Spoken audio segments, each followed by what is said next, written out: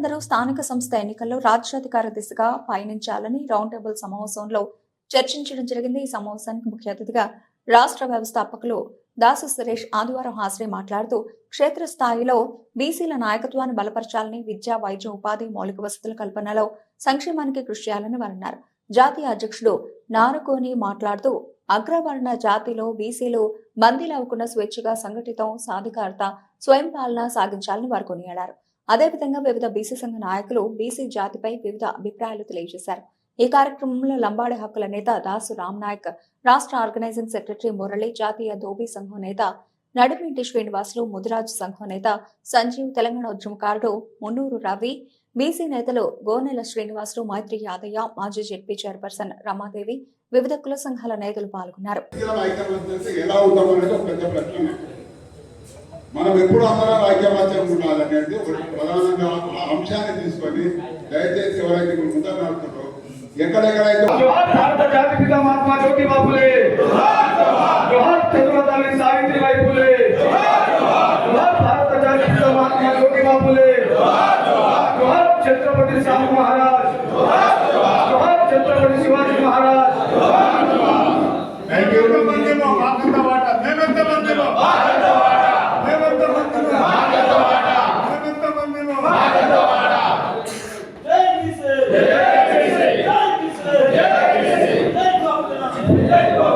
సమితి యొక్క ప్రధానమైన ఉద్దేశం ఏంటంటే 75 సంవత్సరాల నుంచి కూడా బీసీలకు తీవ్రమైన అన్యాయం జరుగుతుంది. అంబేద్కర్ గారి యొక్క పుణ్యం వల్ల ఎస్సీలకు, ఎస్టీలకు వాళ్ళకు చట్టసభల్లో రిజర్వేషన్ కావచ్చు, సప్లైన్ కావచ్చు, ఇక అన్ని అవకాశాలు కూడా వాళ్ళకి దక్కుతూ ఉన్నాయి. తీవ్రంగా నష్టపోతుంది బీసీదే. బీసీల కోసం ఏంటంటే ఉద్యమించాల్సిన అవసరం ఉంది. అయితే బీసీలు బర్రెల కోసమో, గొర్రెల కోసమో, లేకపోతే సంక్షేమ పథకాల కోసం కనుక కొట్లాడేది ఉంటే అదంతా కూడా ఏమవుతుందంటే అడుక్కునేటటువంటి వ్యవస్థ అది.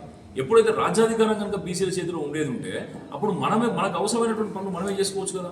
మరి గడిచినటువంటి 30-40 సంవత్సరాల నుంచి పనిచేస్తున్నటువంటి నాయకులు కూడా అసలు కుందొక దగ్గర ఉంటే మందొక దగ్గర పెట్టినట్టు వాళ్ళు ఏం చేస్తున్నారంటే ఎంతసేపు ప్రభుత్వాలకు తొత్తులుగా వ్యవహారం చేసి వాళ్ళు ఏంటంటే ప్రజల్ని అడుక్కునేటటువంటి స్థితిలో ఉంచుతూ ఉన్నారు. అసలు జరగాల్సింది ఏంటంటే రాజ్యాధికారం ప్రజలకు, బీసీలకు రావాల్సిన అవసరం ఉన్నది. ఎజెండా ఏంటంటే ఇక్కడ రాజ్యాధికారం. ఇక్కడ జేఏసీలు కావాలి, అందరూ కలిసి పనిచేయాలంటే తప్పకుండా కలిసి పనిచేయాలి. కానీ ఎజెండా ఐటమ్ ఏంటిది? బీసీలకు రాజ్యాధికారం అనేది ఎజెండా ఐటమ్ కావాలి. ఎప్పుడైతే బీసీ రాజ్యాధికార సమితి ఈ యొక్క ప్రణాళికని యొక్క ప్రోగ్రామ్ని మొదలుపెట్టిందో ఇప్పుడు ప్రతి ఒక్క బీసీ సంఘం కూడా ఏంటంటే బీసీలకు రాజ్యాధికారం కావాలని అనేటటువంటి విధంగా వాళ్ళు మాట్లాడుతున్నారు. మరి 2 సంవత్సరాల నుంచి ఎందుకు మాట్లాడలేదు వాళ్ళు?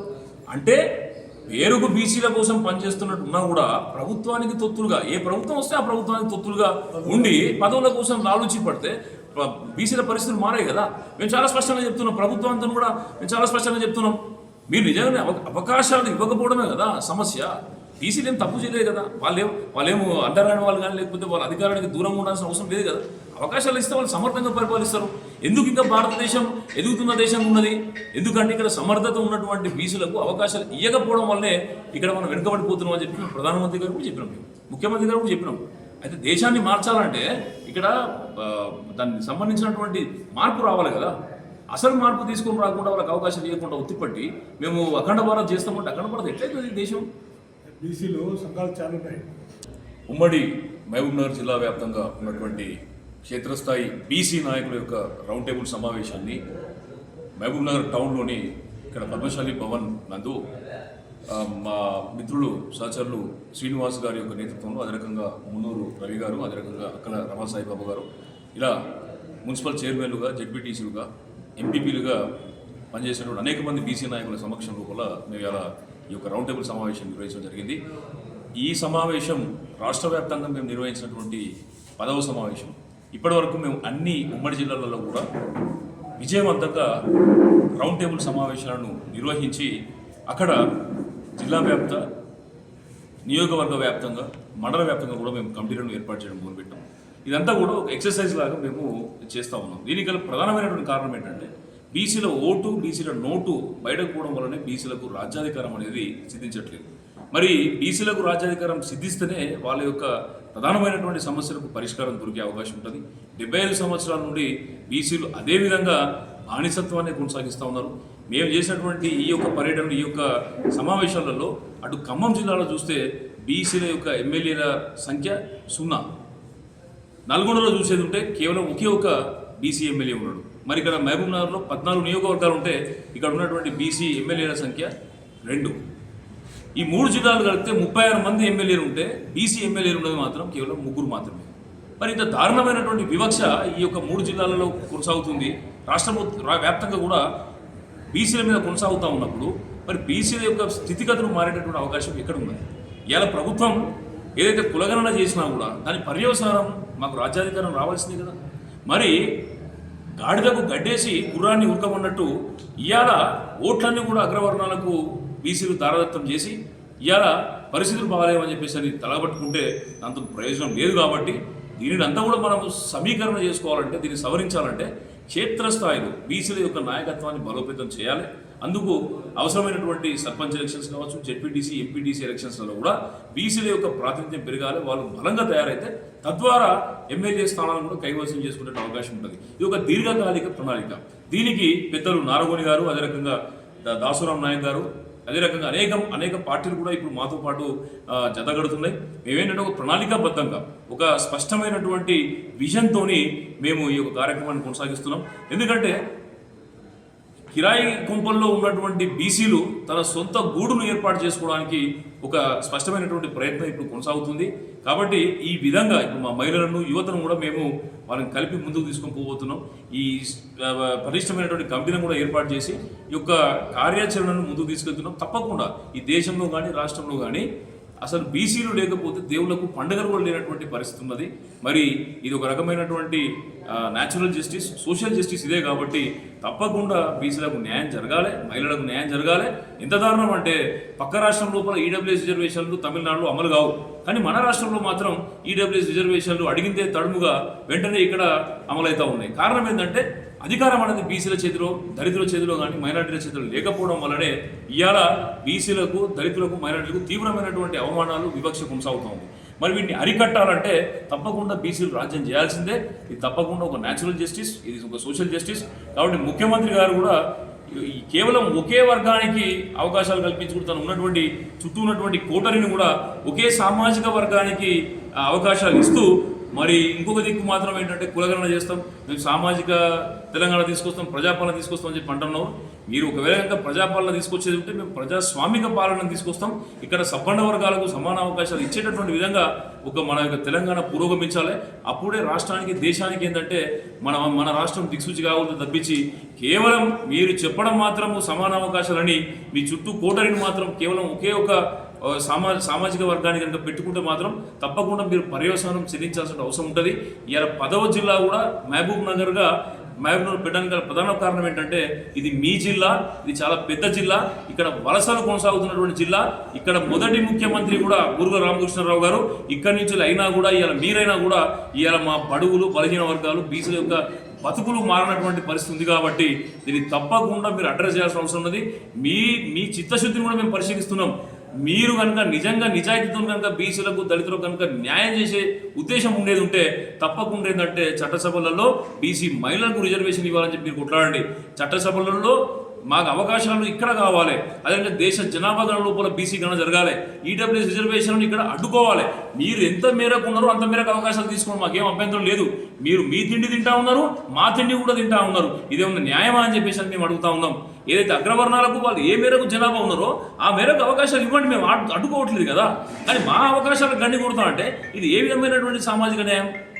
మరి రాహుల్ గాంధీ గారే స్వయంగా చెప్తున్నారు కదా, जिसके जितने आबादी जिसके जितने आबादी उसके उतने हिस्सेदारी అంటున్నారు కదా. మరి అంటున్నప్పుడు మా హిస్సా మా జనాభా శాతం ఉన్నటువంటి విధంగా మా అవకాశం నేను తీసుకోకపోతే మరి సామాజిక న్యాయం ఎట్లయితుంది? మరి రాహుల్ గాంధీ గారు చెప్తున్న సామాజిక న్యాయం ఏంది, మరి తెలంగాణలో జరుగుతున్నటువంటి సామాజిక న్యాయం ఏంది? మరి చాలా క్లారిటీ ఇవ్వాల్సినటువంటి అవసరం ముఖ్యమంత్రి గారికి ఉన్నది. కాబట్టి తప్పకుండా ఒకప్పుడు ఉన్నటువంటి పరిస్థితులు లేవు, బీసీలు ఉద్యమిస్తున్నారు. బీసీలు తప్పకుండా ఈ రాష్ట్రంలో కానీ దేశంలో కానీ సమగ్రమైనటువంటి మార్పులు రాబోతున్నాయి. బీసీలు రాజ్యాధికారంలోకి రాబోతున్నారు. అదే న్యాయం, అదే ధర్మం భగవంతుడు కూడా కోరుకుంటున్నాడు. తప్పకుండా ప్రకృతి కూడా మాకు సహకరిస్తుందని చెప్పేసి మేము భావిస్తున్నాం. ఈ కార్యక్రమాన్ని ఇంకా ముందుకు తీసుకెళ్తాం. తప్పకుండా మేము పూర్తి స్థాయి లోపల దీన్ని క్రమబద్ధీకరణ కానీ అదే రకంగా మేము సమీకరణ చేసుకొని బలమైనటువంటి ఒక సింహగర్జనను కూడా మేము త్వరలోనే హైదరాబాద్లో ఏర్పాటు చేయనున్నామని చెప్పేసి కూడా మీకు తెలియజేస్తున్నాం. ధన్యవాదాలు. అయితే రాష్ట్రంలో కావచ్చు, దేశంలో మరి మహబూబ్ నగర్ జిల్లాలో ఉన్నటువంటి ముఖ్యమైనటువంటి బీసీ, ఎస్సీ, ఎస్టీ, మైనార్టీ ముఖ్య నాయకుల యొక్క ఆధ్వర్యంలో ఈరోజు ఈ సమావేశాన్ని ఏర్పాటు చేయడం జరిగింది. దీనికి రాష్ట్ర అధ్యక్షులు దాస్ సురేష్ గారు, అదేవిధంగా బహుజన ముక్తి పార్టీ మరి జాతీయ ఉపాధ్యక్షులు దాసరామ్ నాయక్ గారు, ఇంకా అనేక మంది ఈ సమావేశానికి హాజరు కావడం జరిగింది. ముఖ్యంగా తెలంగాణ రాష్ట్రం ఏర్పడ్డ తర్వాత మరి ఏదైతే గతంలో మరి బీఆర్ఎస్ పార్టీ కేవలం కుటుంబ పార్టీగా, రాచరికం కలిగినటువంటి పార్టీగా, కేవలం ఏంటిది అని అంటే కొన్ని కుటుంబాలకే రాజ్యాధికారాన్ని పరిమితం చేస్తూ యావత్తు తెలంగాణ సమాజాన్ని, బహుజన సమాజాన్ని ఏంటిది అని అంటే రాజకీయ బానిసలుగా మార్చివేసినటువంటి పరిస్థితిని చూడటం జరిగింది. దాంట్లో బడుగు బలహీన వర్గాలకు స్థానం లేకుండా చేయటం జరిగింది. గతంలో మరి 25-28 మంది ఎమ్మెల్యేలుగా ఉంటే ఆ రాష్ట్ర అసెంబ్లీలో మళ్ళీ కేసీఆర్ ప్రభుత్వంలో ఏంటిది అని అంటే అది 22-23 వరకు పడిపోయింది. తర్వాత దానికి మీద వ్యతిరేకత పెరిగితే కాంగ్రెస్ పార్టీని తీసుకొని వస్తే కాంగ్రెస్ పార్టీ ద్వారా కొద్దిగానైనా మార్పు వస్తుందని భావిస్తే కాంగ్రెస్ పార్టీ ఆధ్వర్యంలో బీసీల యొక్క ప్రాతినిధ్యం 18కి పడిపోయింది. అంటే ఈ రెండు పార్టీలు కూడా ఈ రాష్ట్రంలో కాంగ్రెస్ పార్టీనేమో 5 కుటుంబాల పరిపాలన, అదేవిధంగా కేసీఆర్ పరిపాలన ఏమో కేవలం 5 తన కుటుంబంలోని 5 వ్యక్తుల పరిపాలన, మిగతా యావత్తు కులాలను ఏంటిది అని అంటే బానిసలుగా మార్చేసినటువంటి పరిస్థితి ఉంది. కాబట్టి ఈ రాజకీయ బానిసత్వం నుంచి బీసీ సమాజాన్ని, ఎస్సీ, ఎస్టీ, మైనార్టీ సమాజాన్ని విముక్తి చేసి జనాభా ప్రాతిపదికన అన్ని కులాలకు, అన్ని వర్గాలకు రాజ్యాధికార పంపిణీ చేయాలనే ఒక లక్ష్యంతో ఏంటంటే బీసీ రాజ్యాధికార సమితి బయలుదేరింది. రాబోయే కాలంలో అన్ని జిల్లాల్లో కింది స్థాయి వరకు కూడా నియోజకవర్గాల్లో ఇలాంటి సదస్సులను ఏర్పాటు చేసి తమ కాళ్ళ మీద తాము నిలబడే విధంగా ఒక బలమైనటువంటి ఉద్యమాన్ని నిర్మించాలనే ఉద్దేశంతో ఏర్పాటు చేయడం. దాంట్లో భాగంగానే ఇవాళ మహబూబ్నగర్లో మరి అనేక తీర్మానాలు కూడా ఇది ఈ రోజుతోటి తెలంగాణలో ఉమ్మడి జిల్లాల్లో అన్ని జిల్లాల్లో మీటింగులు ముగిశాయి. నెక్స్ట్ రాష్ట్ర స్థాయిలో ఏంటంటే ఒక కన్వెన్షన్ ఏర్పాటు చేసి దానికి ఒక బలమైన స్టీరింగ్ కమిటీని ఏర్పాటు చేయడం ద్వారా జరగబోయే 2028 ఎన్నికల్లో మరి అన్ని నియోజకవర్గాల్లో పోటీ చేసే విధంగా కలిసి వచ్చే భారత్ ముక్తి పార్టీ, రాజ్యాధికార పార్టీ, బహుజన రాజ్యాధికార సమితి అనేక విశాలమైనటువంటి ఒక వేదికను నిర్మించి ఇప్పుడున్న పార్టీలకు ప్రత్యామ్నాయంగా ఒక బలమైనటువంటి ఫ్రంట్ను ఏర్పాటు చేసే దిశగా కూడా మేము ఆలోచిస్తున్నాం. త్వరలోనే హైదరాబాదులో దీనికి శ్రీకారం చుడతాము అని చెప్పి ఈ సందర్భంగా తెలియజేస్తున్నాం. VGR Naragoni political justice front. బీసీలందరూ ఉద్యమాలు చేస్తున్నారు కానీ చివరికి అగ్రవర్ణాల చేతిలో పెడుతున్నారు. అట్లాంటి సంఘాలు కూడా ఉన్నాయి, చాలా సంఘాలు బీసీలకు పార్టీలు పెడతాము లేకపోతే ఓడిస్తాము అని చెప్తారు. కొన్ని సంఘాలు ఉన్నాయి, అలాంటి వాళ్ళంతా ఎలక్షన్లు రాగానే వాళ్ళకి అమ్ముడు పోతారు, వాళ్ళతోటి కండోలు కప్పించుకుంటారు. కాబట్టి అట్లాంటి సంఘాలను కూడా ఎండగడతాం. నిజాయితీగా కన్సీరామ్ గారి భావాజాలంతో, అంబేద్కర్ భావాజాలంతో నడిచే బలమైన సంఘాలు కూడా ఉన్నాయి. మేము వాటిని మాత్రమే కలుపుకొని ఒక ఫ్రంట్గా ఏర్పడటానికి కూడా మేము ప్రయత్నం చేస్తాం. అంటే ఒక సొంత ఇల్లు కట్టుకుంటే ఉన్నటువంటి భరోసా నువ్వు సొంత పార్టీ పెట్టుకుంటే కూడా అందరూ తీసుకున్న భరోసా పొందుతున్నావు. అద్దె గుంపే మన సొంత ఇల్లు సొంత ఇల్లే. కాకపోతే సొంత ఇల్లు కట్టాలంటే కష్టం ఉంటుంది, ఇంటికి తీర్చాలి, దానికి అవసరమైనటువంటి టైం వెచ్చించాలి, దానికి డబ్బు వెచ్చించాలి.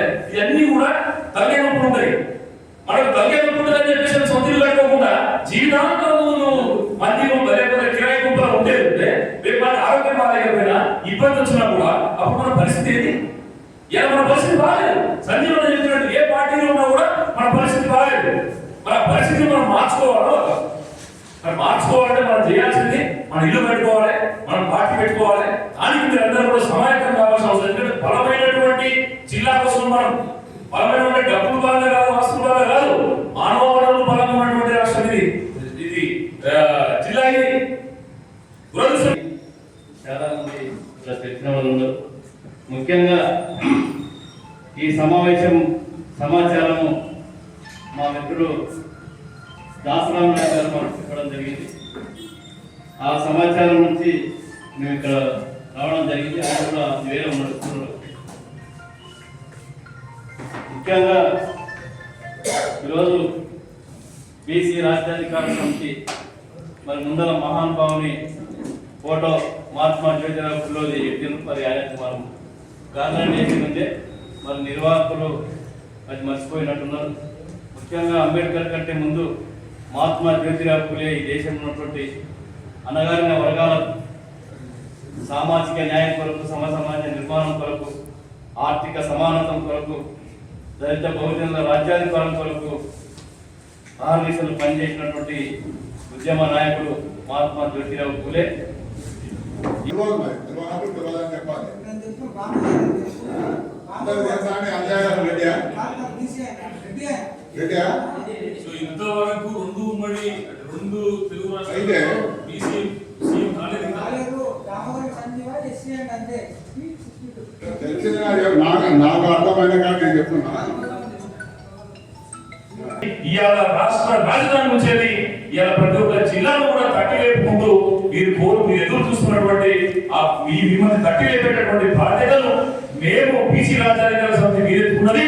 దానికి ప్రముఖులు నాగమణి గారు 30-40 సంవత్సరాల నుంచి కూడా మనందరి లోపల ఉన్నటువంటి నిద్రాణమైనటువంటి శక్తిని బయటకు తీసుకొని రావడానికి ఆయన అనేక రచనలు చేస్తూ తన సమయాన్ని కూడా మనకు ఇవ్వడం వల్ల ఇవాళ ఇంతమంది కూడా మనం వారి యొక్క మన మాటలు మనం వినబోతున్నాం. నేనేమంటున్నా అంటే మన లోపల సమస్యలు ఉన్న విషయం వాస్తవమే. మరి ఎందుకు మనందరం ఒక వేదిక మీదకి వచ్చి, ఎందుకు మనందరం చేయి కలిపి, ఎందుకు మనందరం కూడా ఒకే తాటి మీద నిలబడి మనం మన హక్కుల కోసము, మన రాజ్యాధికారం కోసం మనం ప్రయత్నం చేసుకోలేకపోతున్నాం? ఒకసారి మనం అందరం ఆత్మ పరిశీలన చేసుకోవాల్సిన అవసరం ఉన్నది. ఇది ఒకరు చెప్తే వచ్చేది కాదు. బీసీలు సహజమైన శాస్త్రవేత్తలు, బీసీలంతా కూడా ఈ దేశానికి, ఈ ప్రపంచానికి నాగరికత నేర్పినటువంటి గొప్ప మానవులు. ఈ దేశంలో కూడా బీసీల కనుక లేకపోతే దేవుళ్లకు పండుగ కూడా లేవనేటువంటి విషయాన్ని ఈ సందర్భంగా స్పష్టం చేస్తా ఉన్నాం. ఒక దేవుడికి, వినాయకుడికి పండుగ కావాలంటే ఒక కుమ్మరి సోదరుడు కుంద చేస్తే కానీ పండుగ మొదలు కాదు. వినాయకుడికి కావాల్సినటువంటి ఆకులు, అరములు, పూలు, పండు కావాలంటే మన ముగ్గురు సోదరులు ముందుకు వచ్చేసి వాటిని తీసుకుని వస్తే కానీ ఒక పండుగ మొదలు కాదు. ఒక పద్మశాలి సోదరుడు జంజాన్ని తయారు చేసి, పంచం తయారు చేసి, దోవతి తయారు చేస్తే కానీ పండుగ మొదలైనటువంటి పరిస్థితి. మరి దేవుళ్ళకే పండుగ కావాలంటే బీసీలు కావాల్సినటువంటి సందర్భంలో మరి ఆ బీసీలు ఆ కులవృత్తులు బతికి ఉండాలంటే మరి వాళ్ళకు రాజ్యాధికారం లేకపోతుంటే ఆ జాతులు, ఆ కులాలు ఎలా బతికి పట్టగలతాయని చెప్పేసి మనందరం ఒకసారి ఆలోచించాలి. ఇవాళ అసెంబ్లీలో కానీ, పార్లమెంట్ లో కానీ మన ప్రాతినిధ్యం లేకపోవడం వల్లనే ఈ దారుణమైనటువంటి పరిస్థితులు ఎదురుగా ఉన్నాయి. మన సమస్యలు ప్రస్తావించే నాయకులు మనకు అసెంబ్లీ, పార్లమెంట్లలో లేరు. ఎందుకు ఇది జరుగుతుందంటే మనకు చట్టసభలో రిజర్వేషన్ లేకపోవడం వల్లే ఈ సమస్య జరుగుతూ ఉంది. మేము చాలా స్పష్టంగా బీసీ రాజ్యాధికార సమితి ప్రధానమంత్రి మోడీ గారికి చెప్పినాం, మీరు జనాభా లెక్కలు లేవని చెప్పేసి మీరు మాకు రిజర్వేషన్ ఇవ్వట్లేదు. మరి నిజంగా మీకు ఒక బీసీ ప్రధాని ఉన్నా కూడా మీరు బీసీలకు ప్రయోజనం చేయాలంటే బీసీలను చట్టసభలలో కూర్చోబెట్టేటటువంటి విధంగా మీరు ప్రయత్నాలు చేయాలి. దానికి మా జనాభాతో సంబంధం లేకుండా కనీసం ఒక 27% కనుక మీరు చట్టసభలలో బీసీలకు అవకాశం ఇచ్చేది ఉంటే మా అన్నలు, మా అక్కలు, మా వాళ్ళందరూ కూడా చట్టసభలకు వచ్చే అవకాశం ఉంటుంది. తద్వారా మా తలరాలను మేము మార్చుకుంటాం, మాకు ఏం అవసరం కావాలో మేము చూసుకుంటాం. అటువంటి ప్రయత్నం చేయమనంటే ఆయన నమ్మిదాన్ని దాడేశాడు. ఇంతకుముందు ఒక పెద్ద మనిషి అంటారు, బీసీల చేతిలో ఉంది కదా పవర్. బీసీని ఒక ఎట్లా అంటే ఒక ముందు వరుసలో ఏంటంటే ఆయన ముందు చూపించేసి ఏంటంటే ఎన్నికల పవర్ మాత్రము వేరే వాళ్ళ దగ్గర పరిస్థితి. కాబట్టి పరిస్థితులు మారాలి.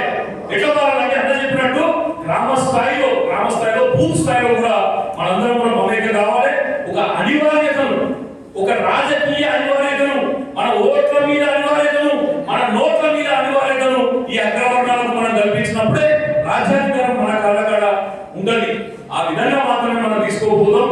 ఇవాళ అన్నగారు చెప్పి బస్సు యాత్ర చేయాలని చెప్పేసి ఇవాళ రాష్ట్ర రాజధానిలో ఉన్నటువంటి ఈ యొక్క ఉద్యమాన్ని కేంద్ర స్థాయి అక్కడి నుంచి క్షేత్ర స్థాయికి తీసుకొచ్చేందుకు మేము ప్రయత్నాలు చేస్తాము.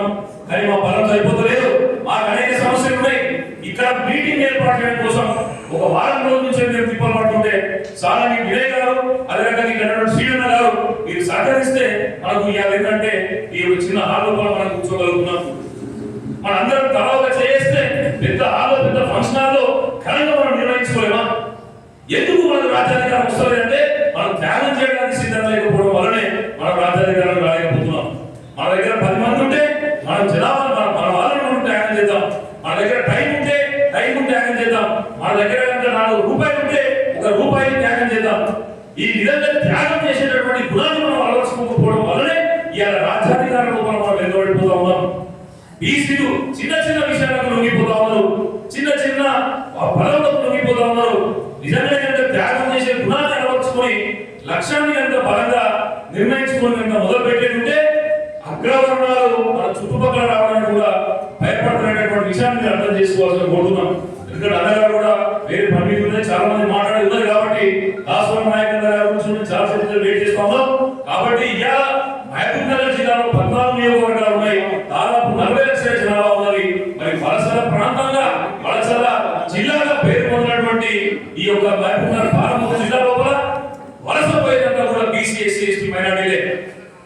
నేను దుబాయ్కి వెళ్ళి అక్కడ నేను చూసినప్పుడు కూడా ఈ యొక్క మహబూబ్ నగర్ జిల్లా నుంచి కూడా చాలా మంది అక్కడ వలస పోయారు.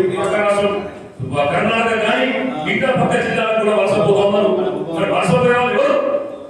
ఒక ధనికుడు 20 ఎకరాలు 30 ఎకరాలు భూమి వలస పోతాడా? కాదే. పేదలు బీదలు అదే బీసీలు ఎస్సీ ఎస్టీలు వలస పోతా ఉన్నారు. మనం బతికేటటువంటి అవకాశం కూడా లేకుండా ఈ అగ్రవర్ణాలు చేస్తున్నాయి. కాబట్టి మన అగ్రవర్ణం ఒకటే సమాధానం, మీ తిండి మీరు తినండి, మా తిండి మేము తింటాం. మీరు మీ తిండి తింటాం, మా తిండి తినకుండా మాత్రం చెల్లవు. తప్పకుండా మీ తిండి మీకు ఇస్తాం. మీరు ఏ మేరకు ఉన్నారో ఆ మేరకు మీరు రిజర్వేషన్ తీసుకోండి. మీరు 7% ఉంటారా 10% ఉంటారా మీరు రిజర్వేషన్ మీరు తీసుకోండి. మీరు తీసుకున్న తర్వాత మేము తీసుకుంటాం. మీ జోలికి మేము వస్తలేం, కానీ మా జోలికి మీరు వస్తారంటే మాత్రం ఎట్టి పరిస్థితిలో ఊరుకునేది లేదని చెప్పేసినటువంటి కాబట్టి ఈ రోజు ఎక్కడ మనకు అన్యాయం జరుగుతుందో మీకు ఒక్కటే విషయం చెప్తాను. మన రూపాయి ఎక్కడికి పోతుంది అంటే మన పెళ్లి కనుక జరిగేది ఉంటే మనం కొనుక్కునేటటువంటి బట్టల షాపులు ఎవరి చేతిలో ఉన్నాయంటే అగ్రవర్ణాల చేతిలో ఉన్నాయి. మన పెళ్లి అయితే కొనుక్కునేటటువంటి నగర షాపులు ఎవరి చేతిలో ఉన్నాయంటే అగ్రవర్ణాల చేతిలో ఉన్నాయి. మనం పర్మనెంట్ మీటింగ్ పెట్టుకునేందుకు ఫంక్షన్ లేదంటే కారణం ఏంటంటే ఫంక్షన్ వాళ్ళ చేతిలో ఉన్నాయి. పెళ్లికి కావాల్సినటువంటి పెద్ద మొత్తంలో పెట్టే ఖర్చంతా కూడా పెట్టే ఫంక్షన్లకు బట్టల షాపుకు నగల షాపుకు అంతా కూడా అగ్రవర్ణాల చేతిలో ఉన్న వాళ్ళ కంటే మనం ఇస్తే మన రూపాయి వాళ్ళ దగ్గరికి పోతే వాళ్ళు బలపడతారు, కానీ మనం ఎట్లా బలపడతాం? మన ఓటు కూడా వాళ్ళ దగ్గరికి పోతే వాళ్ళు బలపడతారు, కానీ మనం బలపడదా? అందుకని ఇక్కడ ఏమంటున్నాం అంటే ఇక్కడ ఉన్నటువంటి సమావేశం తర్వాత ఒక కమిటీని, ఒక స్టీరింగ్ కమిటీని, ఒక సలహాదారుల కమిటీని, ఒక యాక్షన్ కమిటీని మనం వేసుకొని మనందరం కూడా దీనికి సంబంధించిన నిర్మాణ కార్యక్రమాన్ని చేపట్టాల్సిన అవసరం ఉంది. ఇక్కడ వరకు మేము చేసిన కరెక్టే, కానీ మహబూబ్ నగర్ జిల్లాలో ఉన్నటువంటి గ్రామ స్థాయికి మండల స్థాయికి వెళ్ళాల్సింది ఎవరైతే రౌండ్ టేబుల్ సమావేశానికి అధ్యక్షత వహించినటువంటి మిత్రులు శ్రీనివాస్ గారు, ఈ సమావేశానికి ముఖ్య అతిథిగా చేసినటువంటి ఉద్యమ సహచరులు బీసీ రాజ్యాధికార సమితి రాష్ట్ర అధ్యక్షులు దా సురేష్ గారు, అదేవిధంగా తెలంగాణ రాష్ట్రంలో అదేవిధంగా జాతీయ స్థాయిలో బహుజన ఉద్యమానికి సారథ్యం వహిస్తున్నటువంటి బహుజన ఉద్యమ సహచరులు దాసరాం నాయక్ గారు, మరి ఇక్కడ విచ్చేసినటువంటి అనేక మంది రమాదేవి గారు, అదేవిధంగా కూర్మయ్య గారు, నడిమిటి శ్రీనివాస్ గారు, ఇంకా అనేక మంది కుల సంఘాల ప్రముఖులు అనేక సంవత్సరాల నుంచి బహుజన ఉద్యమాల్లో బీసీ ఉద్యమాల్లో అనేక సామాజిక ఉద్యమాల్లో పనిచేస్తూ బహుజనుల హక్కుల కోసం అధికారం కోసం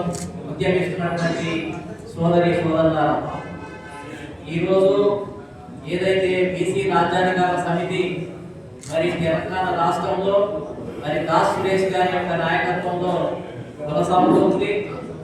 ఈ బీసీ రాజ్యాధికార సమితి ఏర్పాటులో మేమందరం కూడా మరి దాస్ సురేష్ గారిని ప్రోత్సహించడానికి మేమంతా కూడా ముందున్నాం. ఈ తెలంగాణ రాష్ట్రాన్ని ఈ అగ్రవర్ణాల యొక్క పరిపాలన నుండి విముక్తి చేయాలి అని అంటే ఒక బీసీ నాయకుడు, ఒక ఎస్సీ నాయకుడు, ఒక ఎస్టీ నాయకుడు, ఒక మైనారిటీ నాయకుడు సరిపోదు. ఒకరిద్దరి వల్లనే ఈ రాష్ట్రం విముక్తి కాదు. ఈ రాష్ట్రంలో వందలాది మంది బీసీ నాయకత్వం అభివృద్ధి చెందాల్సినటువంటి అవసరం ఉంది. వందలాది మంది ఎస్టీ సమాజం నుంచి నాయకుడిగా ఎదగాల్సినటువంటి అవసరం ఉంది. ఎస్సీ సమాజం నుంచి వెలగాల్సినటువంటి అవసరం ఉంది. వందలాది మంది స్వతంత్ర ఆత్మ గౌరవం కలిగి ఎవరికి అప్పులు పోకుండా ఎవరికి చిన్న చిన్న రాయితీలు, బర్రె గొర్రె ఇళ్ల స్థలాలు, కమ్యూనిటీ హాలు, లేకపోతే స్కాలర్షిప్లు, హాస్టళ్ల కోసమే చిన్న చిన్న రాయితీల కోసం ఉద్యమించి సంక్షేమ కార్యక్రమాల కోసమే ఉద్యమించే నాయకుల వల్ల ఉపయోగం లేదు. గుడితే కుంభస్థలాన్ని కొట్టాలి, ఈ రాష్ట్రాన్ని మనం పరిపాలించాలి, రాజ్యాధికారమే కావాలి అనే ఒక లక్ష్యంతో పోరాడాలి. ఒక డైనమిక్ నాయకత్వాన్ని సృష్టించాలనే ఉద్దేశంతో మరి దాస్ సురేష్ గారికి ఆ లక్షణాలు ఉన్నాయి. డైనమిక్ గా ముందుకు వెళ్లే తత్వం ఉంది, వెంటనే సమస్యను పసిగట్టే తత్వం ఉంది, పూర్తి స్థాయిని పూర్తి సమయాన్ని వెచ్చించే మొత్తం ఏంటంటే అతనికి ఆ విధంగా వెసులుబాటు ఉంది. ఇప్పటికే రాష్ట్ర స్థాయిలో మేమంతా కూడా కలిసి కరీంనగర్, వరంగల్, ఆదిలాబాద్, ఖమ్మం అనేక జిల్లాల్లో కూడా ఏంటి అంటే అనేక మీటింగులు పెట్టి బీసీలను ఈ అగ్రకులాల యొక్క కబంధ హస్తాల నుంచి ఏ పార్టీలు అయితే ఇంతకాలం మోసం చేస్తున్నాయో మొత్తం ఏంటంటే మనల్ని కార్యకర్తలుగా ఓట్లు వేసే వాళ్ళలాగా జెండాలను మోసే వాళ్ళలాగా కేవలం కింది స్థాయిలోనే ఉంచే ఏ రాజకీయ పార్టీలు ఉన్నాయో ఆ రాజకీయ పార్టీల నుంచి మన బీసీ సమాజాన్ని, ఎస్సీ సమాజాన్ని, ఎస్టీ సమాజాన్ని బయటికి తీసుకురావడానికి కంకరం కట్టుకోవాలనే ఒక బలమైనటువంటి లక్ష్యం కోసం మరి దాస్ సురేష్ గారు బయలుదేరారు. అందుకనే మేము గతంలో 40-45 సంవత్సరాల నుంచి ఈ రాష్ట్రంలో బహుజన ఉద్యమాల్లో పనిచేస్తున్నప్పటికీ కొత్తగా డైనమిక్ గా వచ్చే ప్రతి నాయకుడికి కూడా ఎంకరేజ్మెంట్ ఇవ్వాలి, ప్రోత్సహించాలి, వాళ్ళని ఈ రాష్ట్రంలో మొత్తం ఏంటంటే ముందుండి నడిపించాలి అనే ఉద్దేశంతో ఈ ప్రయత్నంలో భాగంగానే బీసీ రాజ్యాధికార సమితికి వెన్నుదన్నుగా ఉండటం కోసమే మరి నేను ఇక్కడికి రావడం జరిగింది. మేమంతా ఒక తరం నాయకులం. 1989 అంటే 1986లోనే మురళీధర్ రావు కమిషన్ అనుకూలంగా ప్రో రిజర్వేషన్ ఉద్యమంలో కమ్యూనిస్ట్ ఉద్యమం నుంచి బయటకు వచ్చి ఉస్మానియా యూనివర్సిటీలో సమసంగ్రామ పరిషత్ అనే సంస్థను స్థాపించి ఉద్యమం చేసినటువంటి వాళ్ళం. ఆ తర్వాత మండల్ కమిషన్ లాగు కరో, వర్ణా కుర్సీ ఖాళీ కరో అనే ఉద్యమంలో మాన్య శ్రీ కాశీరామ్ గారు దేశవ్యాప్తంగా ఉద్యమాన్ని మొదలు పెడితే మేమంతా కూడా కాశీరామ్ గారి వెనకాల ఉండి ఢిల్లీలో బోర్డ్స్ క్లబ్ వద్ద 48 రోజులు ధర్నా చేసినటువంటి చరిత్రలో మేమంతా కూడా పాల్గొన్నటువంటి వాళ్ళం. ఈ రాష్ట్రంలో 1989లో బహుజన్ సమాజ్ పార్టీని ఇక్కడికి తీసుకురావాలి, ఓటమాలా రాజ్ కుమారా నైచేరేగా నైచేరేగా అనే నినాదంతో దేశంలో సింహగర్జన చేస్తున్నటువంటి కాశీరామ్ గారు 85% మేము, 15% అగ్రవర్ణాలు, ఈ 17% అగ్రకులాల కింద మనం పనిచేయాలా, మనం కదా ఈ దేశాన్ని పరిపాలించాలి అనే ఒక బలమైనటువంటి లక్ష్యంతో ముందుకు వచ్చినటువంటి కాశీరామ్ గారు బహుజన్ సమాజ్ పార్టీని ఈ రాష్ట్రంలో 89లో వై శంకర్, సూర్యప్రకాష్, బొజ్జ తారకం, సుందరయ్య యాదవ్, పిఎస్ఏ స్వామి మేమంతా కూడా కొద్ది మంది మీ కాశీరామ్ గారి దగ్గరికి వెళ్ళి ఈ రాష్ట్రంలో పార్టీని స్థాపించి దాదాపు 14 పుస్తకాలను రాసి బహుజన పత్రికకు ఎడిటర్ గా ఉండి కాశీరామ్ గారితో దేశమంతా కూడా అన్ని రాష్ట్రాల్లో కూడా పర్యటన చేసి బహుజన ఉద్యమాన్ని జీర్ణం చేసుకున్నటువంటి వ్యక్తులుగా మేము మొదటి తరానికి బహుజన ఉద్యమానికే మరి ఇక్కడ పునాదులు వేసి ఆహారం నేర్పి ఇవాళ ఈ పూలే, మహాత్మా జ్యోతిరావు పూలే, ఛత్రపతి సాహు మహారాజ్, నారాయణ గురు, పెరియార్ రామస్వామి, సావిత్రిబాయి పూలే ఫోటోలను, వారి యొక్క వర్ధంతి జయంతులను ఈ రాష్ట్రంలో పరిచయం చేసింది మేము.